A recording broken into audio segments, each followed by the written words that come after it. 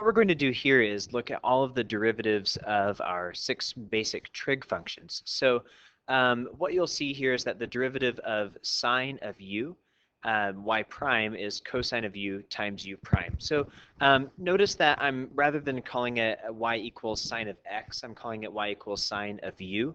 And that's because sometimes you're going to have something embedded inside the trig function. And so this is a way of looking at your trig derivatives as chain rules rather than as distinctly different trig derivative rules. And so these are things that you guys are going to need to memorize, but just know that there's some patterns that you'll see here. So sine and cosine kind of go together, tangent and cotangent sort of go together, and then secant and cosecant go together. So every trig function and its complement will have a similar derivative. Also notice that the derivative of all of the trig functions that start with the letter C are negative, and that's not just because some magical rule that if something is C, then the derivative has to be negative, but there really is some really cool proof that goes behind that, and I want to show you how we get at that, one of the answers of one of our other trig functions using just sine and cosine. So let's go over these just very quickly. Y equals sine u, the derivative y prime is cosine u times u prime. If you have y equals cosine u, the derivative y prime is negative sine u times u prime. Y equals tangent u, the derivative y prime is secant squared u times u prime. For secant, the derivative is secant u times tangent u times u prime. Cosecant, we're going to have a negative, so y prime would be negative cosecant u cotangent u times u prime. And then finally, cotangent, its derivative is negative cosecant squared u times u prime. So here's just an illustration of a pretty crudely drawn cosine graph and a sine graph. So you'll notice the cosine graph in yellow and the sine graph in green. Notice wherever the sine function has a maximum or a minimum, the cosine function's graph is going to cross the x-axis at that point. And that's because, remember, derivatives are measuring slopes of tangent lines. So if our derivatives are measuring slopes, then whenever I look at the sine function, where it has a min or a max, it has 0 slope, so the cosine graph is going to cross the x-axis.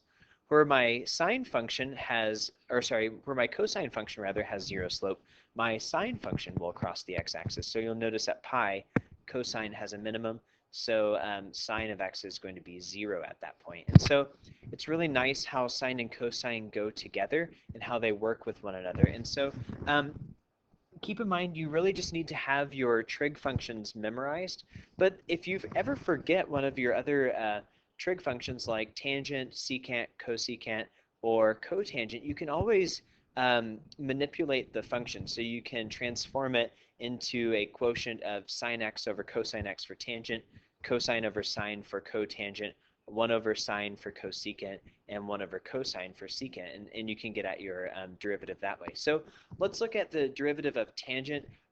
Say I forgot that the derivative of tangent x was secant squared x. I could use the fact that tangent is sine x divided by cosine x. So if I let u be sine x and v be cosine x, I can use the quotient rule to get at my answer. So u prime is going to be cosine x, v prime is negative sine x.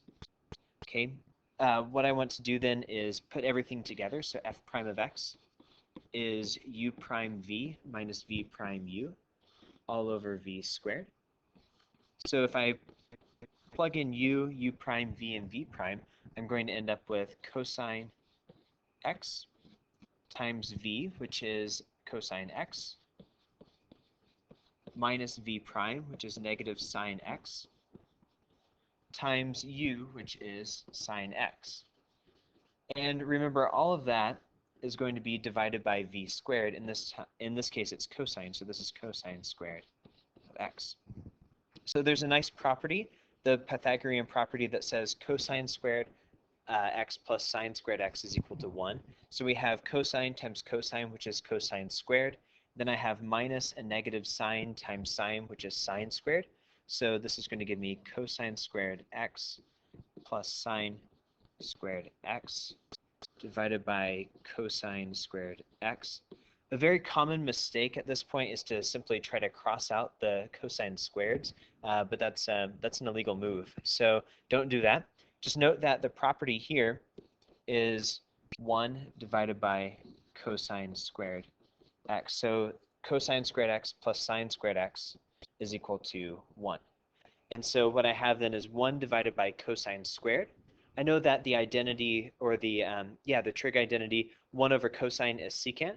So 1 over cosine squared will be secant squared x. So my derivative then for tangent is secant squared x. And this is one of these things that you just have to have memorized. But in case you forget, you can always derive your answer using properties of trig functions.